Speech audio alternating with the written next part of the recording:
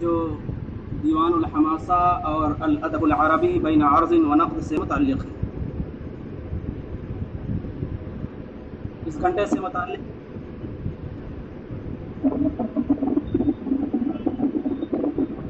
کتاب وہ ہے جو دیوان الحماسہ کے نام سے متعارف ہے، اور دوسری کتاب الادب العربی بین عرض و نقد. میں نے ان دونوں کی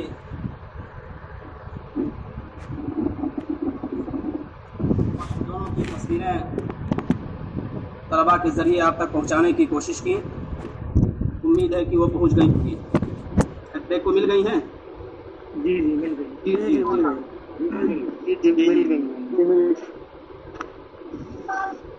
مل گئے.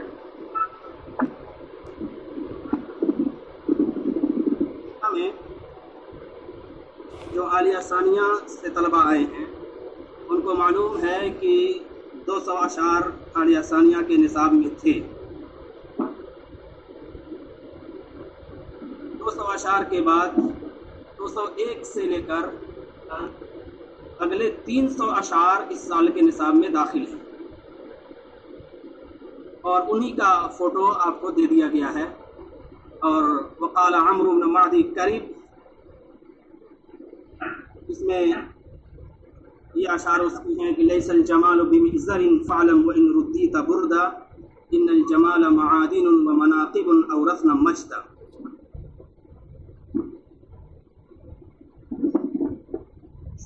یہ دیوان الحماسہ سے متعلق بات ہوئی. 300 اشعار اس سال پڑھے جائیں گے اور وہ اشعار آپ کو دے دیے جائیں گے. دوسری کتاب ہے الادب العربی و نقد. یہ کتاب حضرت محمد حافظ حسین ندوی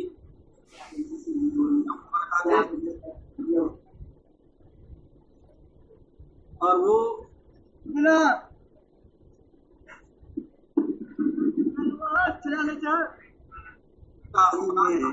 نچوڑ ہے. یعنی زمانے جاہلیت آواز کٹ جاتی ہے بار بار بیچ میں.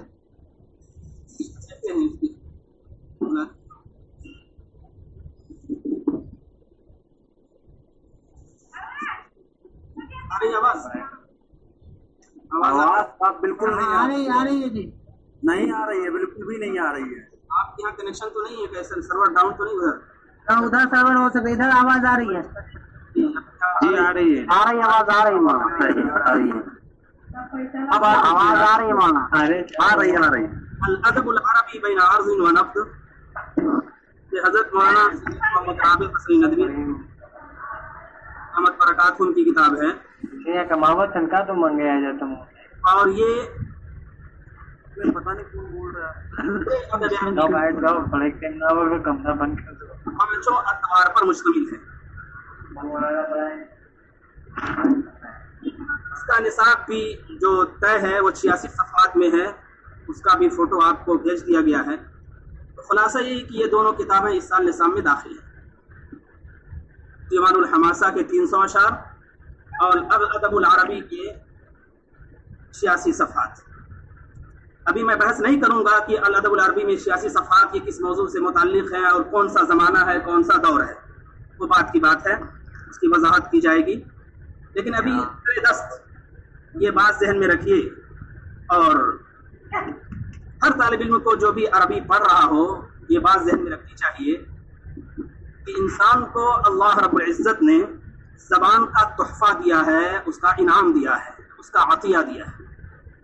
یہ زبان کٹ کیا رہی ہے مولانا؟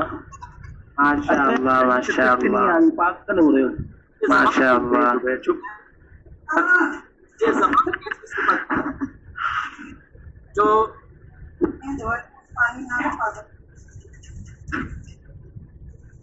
یہ زبان ایک ایسی صفت ہے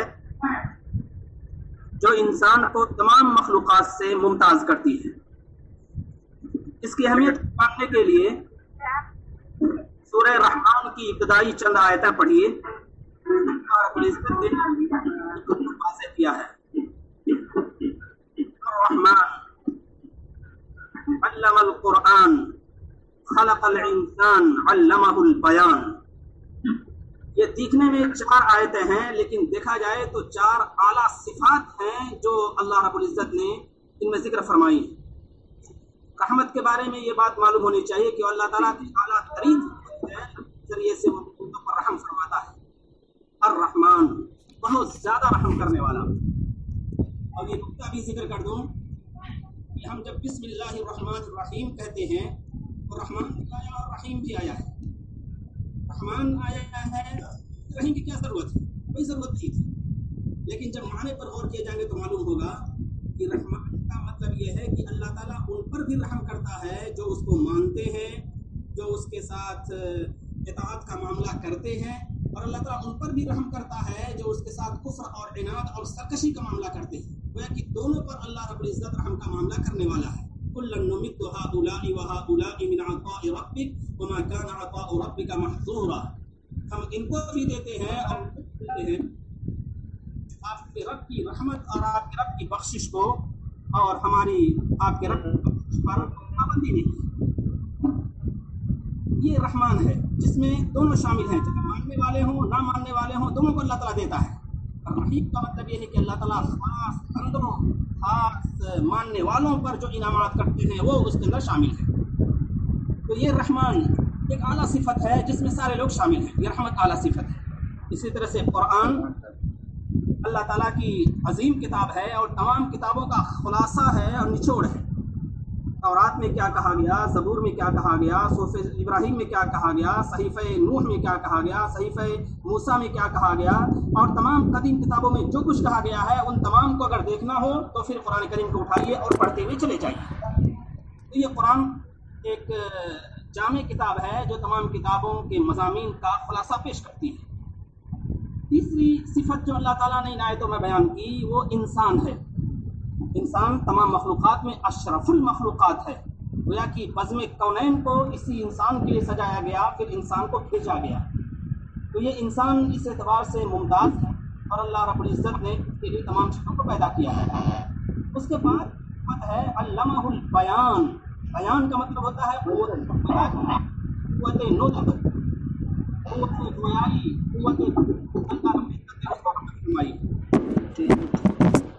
कुव्वत गोयाई और कुव्वत नुत्क़ अल्लाह ताला ने उसे नुत्क़ इंसान की सबसे आला सिफत है। सबसे आला सिफत है नुत्क़, जो इंसान को दी गई है उसके तमाम सिफात के अंदर। तो बताना यही है कि ज़बान अल्लाह रब्बुल इज़्ज़त का अजीम तोहफ़ा है, अजीम इनाम है जो अल्लाह रब्बुल इज़्ज़त ने को अता किया है। बनी आदम वल्लाहुम फिल बर्रि वल बहर व रज़क़नाहुम मिनत तय्यिबात। ज़बान की यही सिफत अल्लाह ताला ने हज़रत आदम अलैहिस्सलाम को सबसे पहले सिखाई, और कुरान करीम गवाह है कि अल अस्मा कुल्लहा। इमाम राज़ी रहमतुल्लाह अलैह फरमाते हैं अल अस्मा से मुराद अल लुगात कुल्लहा, यानी दुनिया में जितनी बोले वाली ज़बानें हैं अल्लाह ताला ने सब हज़रत आदम अलैहिस्सलाम को सिखाई। उन्हीं ज़बानों में एक ज़बान सुरियानी ज़बान है, एक इब्रानी ज़बान है, एक अरबी ज़बान वो है जिसके सीखने के लिए हम और आप इकट्ठा हुए हैं।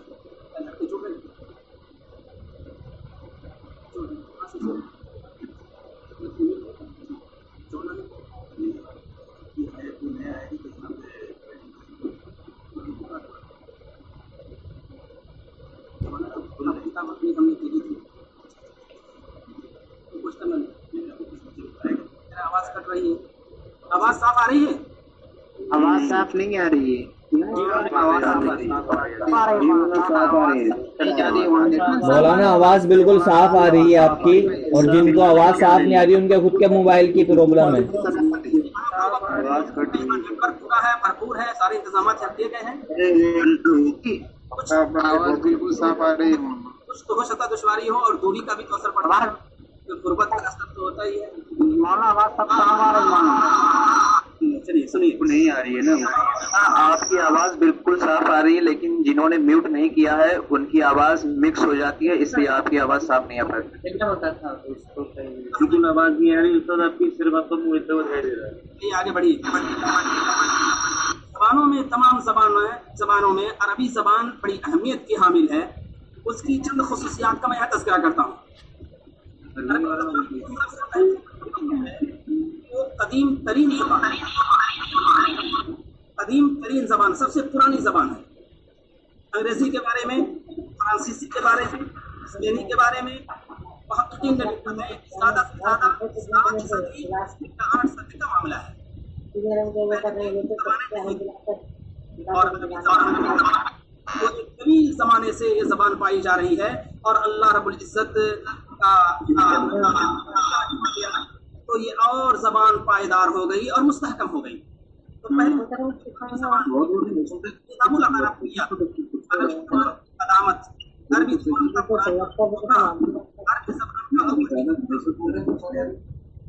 دوسری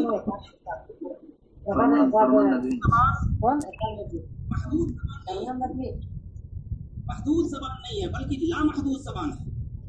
اللہ تعالیٰ نے اس کے اندر ہر کے لیے الگ الگ الفاظ رکھے ہیں. اسی کو عربی زبان میں ہم کہتے ہیں لغت السعۃ والمرونہ. لغت السعۃ والمرونہ یعنی لچکدار زبان ہے اور یہ وسیع زبان ہے. لچکدار زبان ہے، وسیع زبان ہے. لوگوں نے کہا بعض محققین نے کہ 5 ملین 1 ملین 10 لاکھ 5 ملین الفاظ عربی زبان میں مستعمل ہے اور اس سے بھی زیادہ ہے. تو اس تناظر میں عربی زبان وسیع زبان ہے.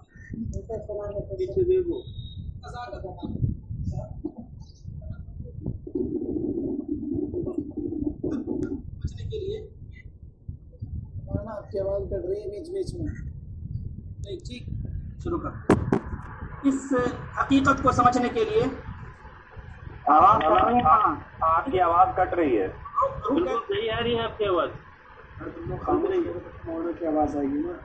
مولانا سب کو میوٹ کر دیے، بیچ میں ڈسٹرب بہت ہو رہا ہے. میوٹ کر دیا سب. ٹھیک ہے سنیے جی.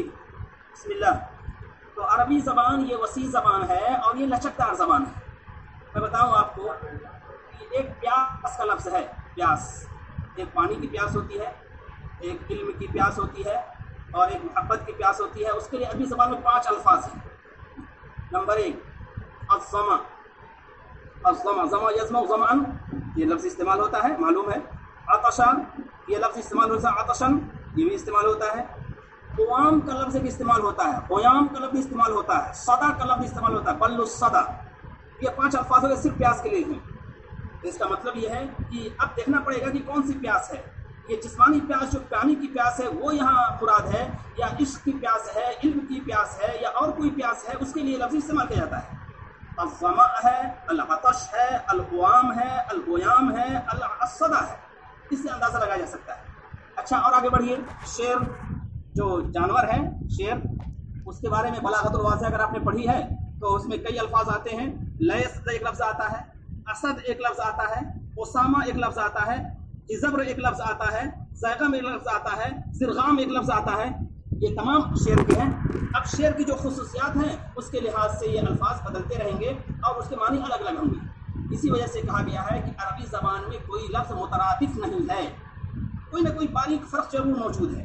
اس وجہ سے عربی زبان بہت وسیع زبان ہے اور بہت لچکدار زبان ہے. اس کے اندر اس کی گنجائش ہے. امام شافعی رحمۃ اللہ علیہ کا مشہور جملہ بھی ہے، لسان العربی اوسع الالسنۃ مذہبا. لسان العربی اوسع الالسنۃ مذہبا. عربی زبان یہ تمام زبانوں میں وسیع زبان ہے. تو 2 خصوصیات ہوئی. نمبر 1 قدیم ترین زبان، اور دوسری خصوصیت یہ ہے کہ یہ بہت وسیع زبان ہے اور اس کے اندر یہ چیزیں پائی جا رہی ہیں. اور تیسری خصوصیت اس کی ہے الاشتقاق. اشتقاق کا مطلب یہ ہوتا ہے کہ مشتقات ہونا. مشتقات یعنی کئی اس سے اجزاء کا نکلنا. اب آپ صرف صغیر اور صرف کبیر یعنی ضرب یضرب ضربا فهو ضارب وضرب یضرب ضربا فهو مضروب الامر منه اضرب والنهي منه لا تضرب گردانتے چلے جائیے اخیر تک. کتنے اشتقاق آپ سے نکلتے ہیں. تو ایک لفظ ہوتا ہے اور اس کے 10 حصے، فروع، شاخیں نکلتی چلی جاتی ہیں. تو اس سے پتہ چلتا ہے کہ عربی زبان ایک ایسی زبان ہے جو اشتقاق والی ہے. سے بہت سی اس کی فرعیں، بہت سی شاخیں نکلتی ہیں. قرآن کریم میں حدیث پاک میں خود آیا ہے، اللہ تعالیٰ نے فرمایا حدیث قدسی میں، انا الرحمن، میں رحمان ہوں، بہت زیادہ رحم کرنے والا ہوں. خلقت الرحیم، میں نے رحم کو پیدا کیا ہے. وشققت لها من اسمی، اور اسی سے میں نے اپنا نام رحمان نکالا ہے. اس سے پتہ چلتا ہے کہ رحمان کا لفظ یہ رحیم سے مشتق ہے، اور پھر اس سے رحیم ہے، رحمان ہے، رحمت ہے، اور بہت سے الفاظ نکلتے چلے جاتے ہیں. یہ اشتقاق. قدم العربیہ، عربی زبان قدیم ہے. لغت السعة والمرونہ، عربی زبان بہت وسیع اور بہت لچکدار زبان ہے. اور یہ اشتقاقات والی زبان ہے، یعنی بہت زیادہ اس کی فرعیں ہیں، شاخیں ہیں، اور بہت اس کے اجزاء ہیں، اور بہت اس کے عناصر ہیں.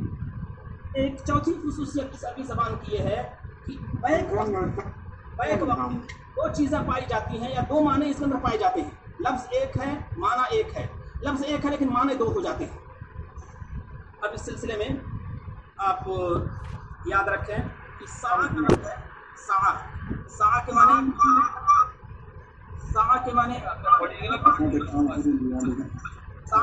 گھڑی کے بھی ہوتے ہیں.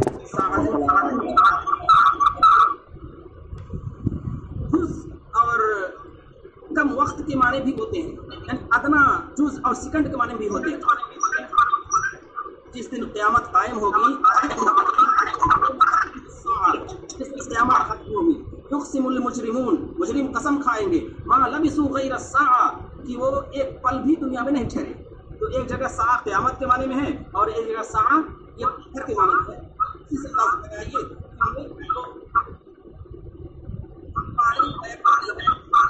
اسی کو بلاغت میں جناس کہا جاتا ہے، اور علم بدی میں اس کی تفصیلات آتی ہیں. تو یہ زبان بیک وقت دو معنی کی جامع ہے. بیک وقت ایک دوسری مثال یہ تو ساعہ کی ہوئی، ساعہ کے معنی قیامت کے بھی ہو گئے، اور ساعہ کے معنی الجزء القلیل من الوقت، یعنی تھوڑی سی منٹ یا تھوڑے سے پل اور تھوڑے سے سیکنڈ کے معنی میں اس کو استعمال کیا جاتا ہے. تیسری چیز،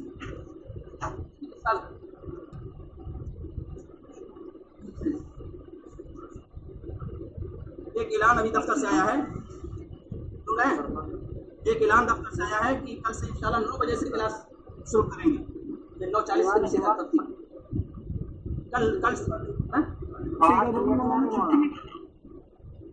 آج تو 8 بجے کی ترتیب تھی، کل 9 بجے سے تعلیم شروع ہوگی. کل 9 بجے سے تعلیم شروع ہوگی، اس حساب سے ہاں پھر 11 بجے. مولانا ابتدائی گھنٹی کب لگے گی؟ ابتدائی گھنٹی مولانا کب لگے گی؟ 9 بجے سے تعلیم شروع ہو جائے گی. اب ابتدائی کیا ضرورت ہے؟ جب بھی ابتدائی کی ضرورت ہے. جی انشاءاللہ 1 گھنٹہ انتظار رکھیں. تو ہمارا جو گھنٹہ شروع ہوگا 9 بجے سے کتنے بجے تک کی تعلیم ہوگی؟ 12:10 تک میرے بھائی، 12:10 تک. یہی ٹائم ہے، بس اس میں شیڈول نکالی ہے.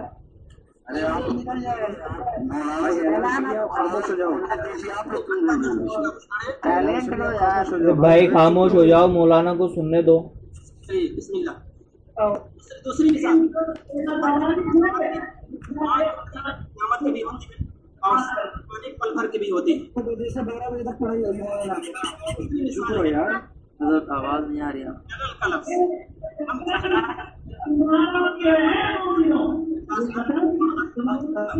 آواز نہیں آ رہی. اللہ آواز نہیں آ رہی ہے. نہیں آ رہی مولانا، کٹ کٹ کے آ رہی ہے.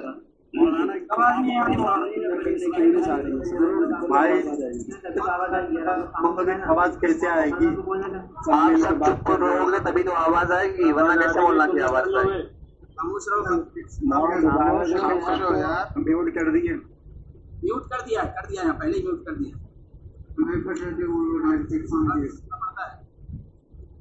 بار بار کرنا پڑتا ہے میوٹ.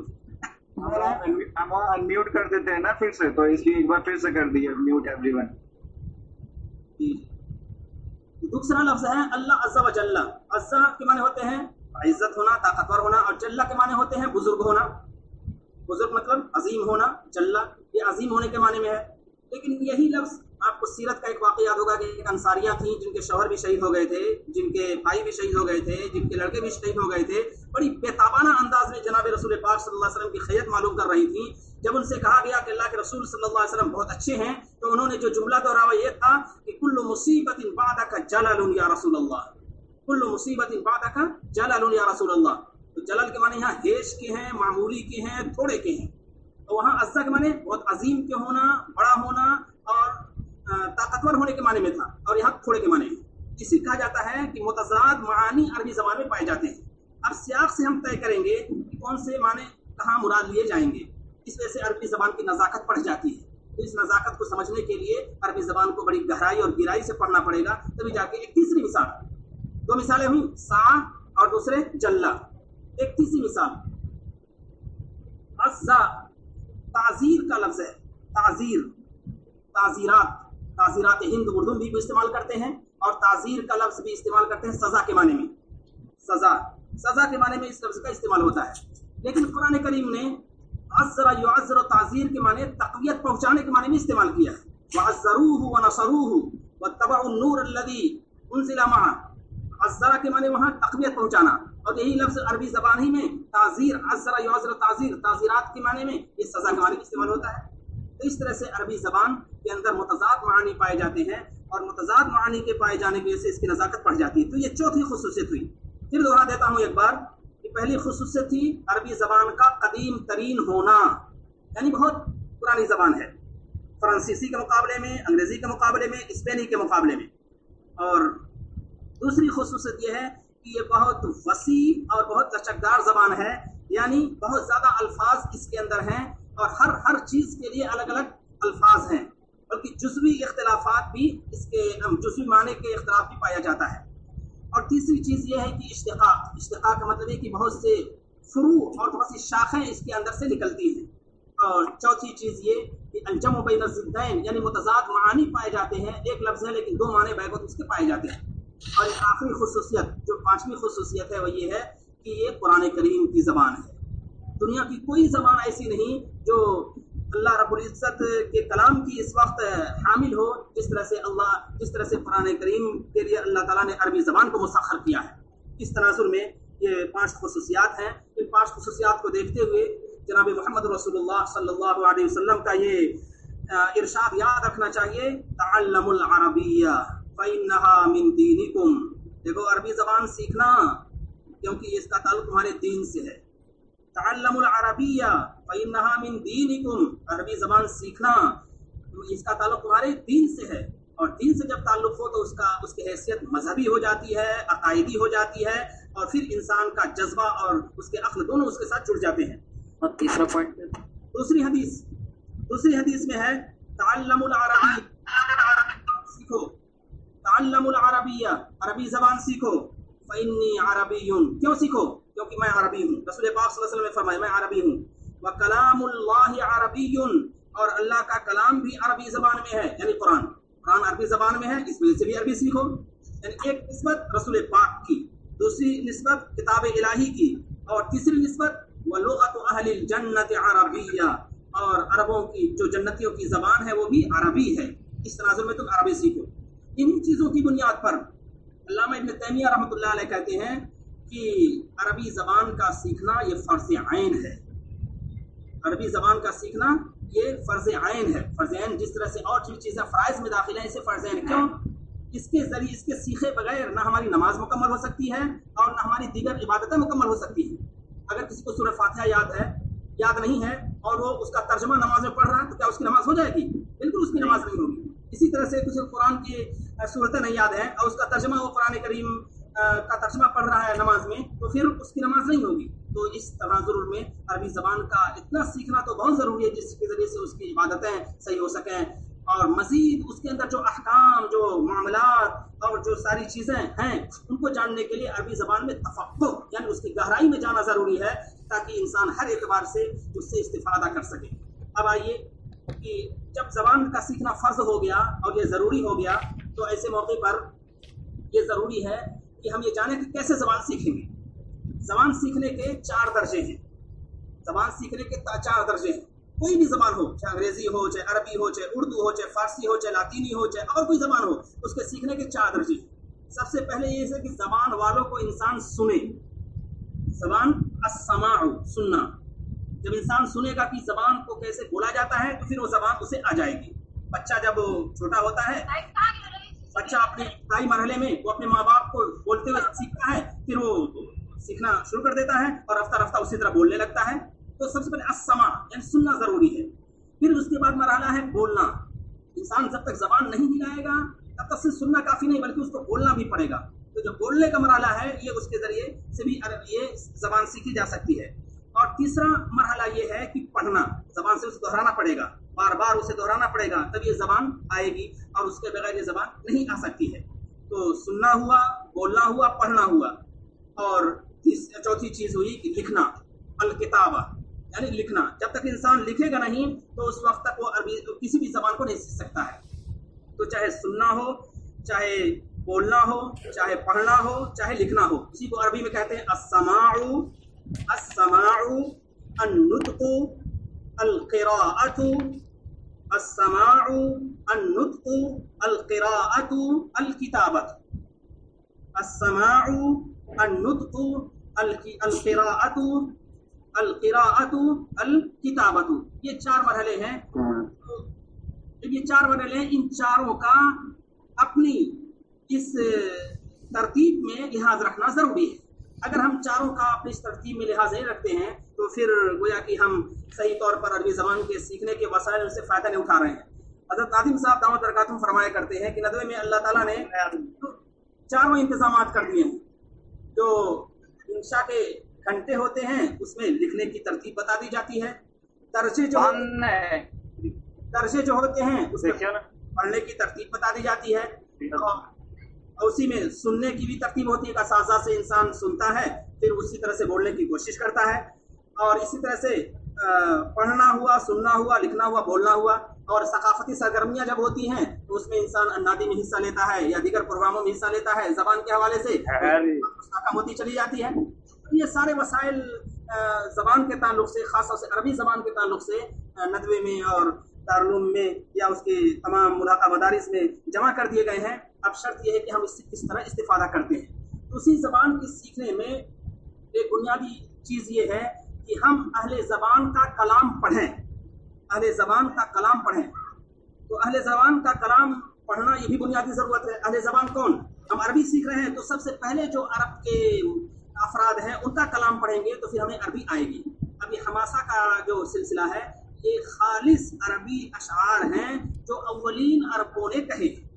ये 20वीं सदी के, 18वीं सदी के और 19वीं सदी के, 15वीं सदी के, 10वीं सदी के अशार नहीं हैं, बल्कि ये बहुत पहले के अशार हैं। खासतौर से ज़माने इस्लाम और ज़माने जाहिलियत के अशार हैं। तो ये अशार ऐसे मुस्तनद हैं कि इसके किसी भी शेर को किसी भी नहव, सर्फ, बलागत के किसी भी किताब में हवाले के तौर पर पेश कर सकते हैं। इस तनाजुर में इसकी अहमियत बढ़ जाती है कि हम उस ज़माने के जब कलाम को पढ़ेंगे तो उस अंदाज में सोचने, उस अंदाज में लिखने और उस अंदाज में पढ़ने की कोशिश करेंगे। दूसरी बात यह है कि कलामुल्लाह जो अल्लाह ताला की किताब है कुरान करीम, उसके लिए हम ये अरबी पढ़ रहे हैं। जब उसके लिए अरबी पढ़ रहे हैं तो ज़रूरी है कि जिस ज़माने में कुरान करीम नाजिल हुआ था उस ज़माने की अरबी हम जानें, इस ज़माने की अरबी हम जानें। अगर हम उस ज़माने की अरबी नहीं जानेंगे, आजकल की अरबी जानेंगे, तो इसका मतलब यह है कि हम कुरान करीम की बलागत को और उसके सही एजाज को समझ नहीं सकते। इतनी बात तो हम समझते हैं और आप भी समझते हैं कि कुरान करीम मोजज़ा है। हज़रत मूसा को एक मोजज़ा दिया गया, हज़रत ईसा को मोजज़ा दिया गया, हज़रत सालेह को मोजज़ा दिया गया और दीगर अंबिया कराम को उनके ज़माने के लिहाज से मोजज़े दिए गए। दीगर अंबिया कराम को उनके ज़माने के लिहाज से मोजज़े दिए गए। तो ये तमाम मोजज़ात उनके ज़माने में थे। इसी तरह से जनाब मोहम्मद रसूलुल्लाह सल्लल्लाहु अलैहि वसल्लम को कुरान का मोजज़ा दिया गया।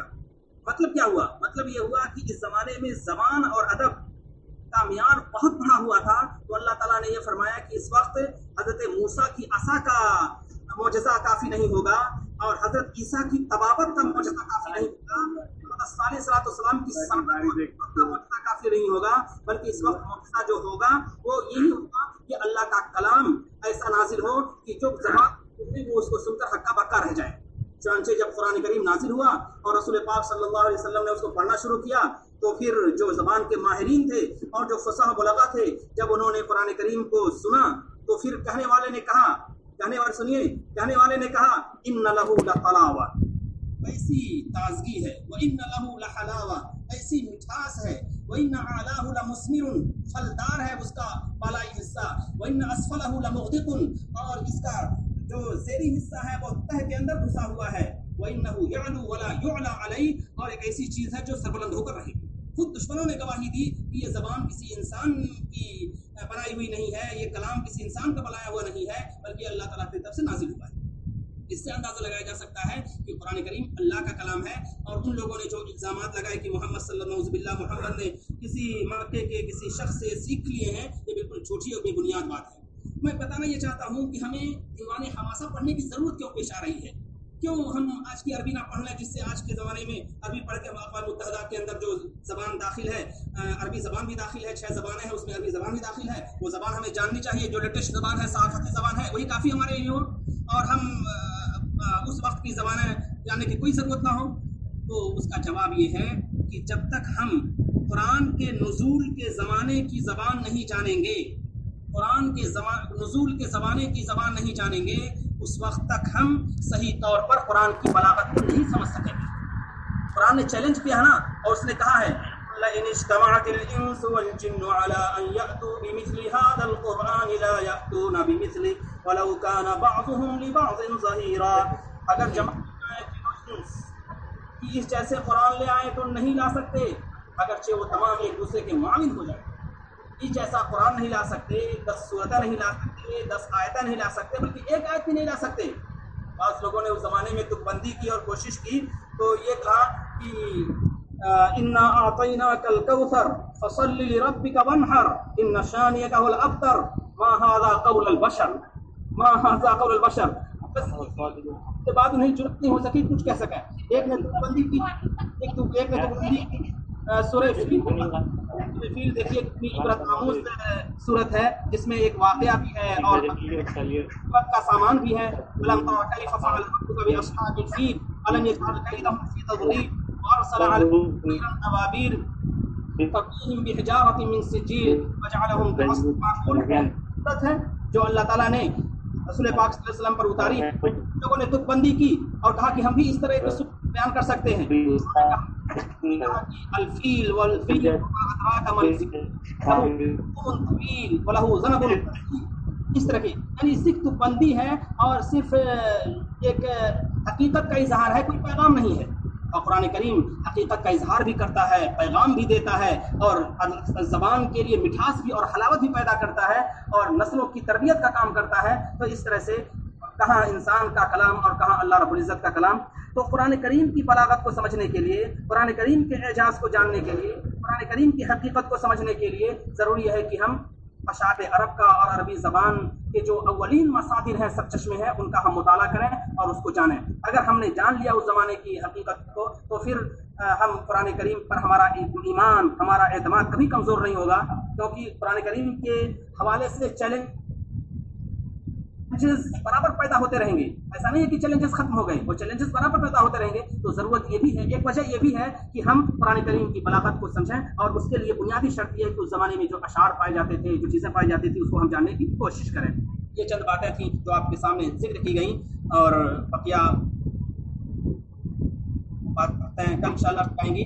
ہم نے آپ کے سامنے دونوں PDF آپ کے حوالے کر دیے ہیں، ایک دیوان حماسہ کا اور دوسرے الادب العربی بین ارض و نقد کا۔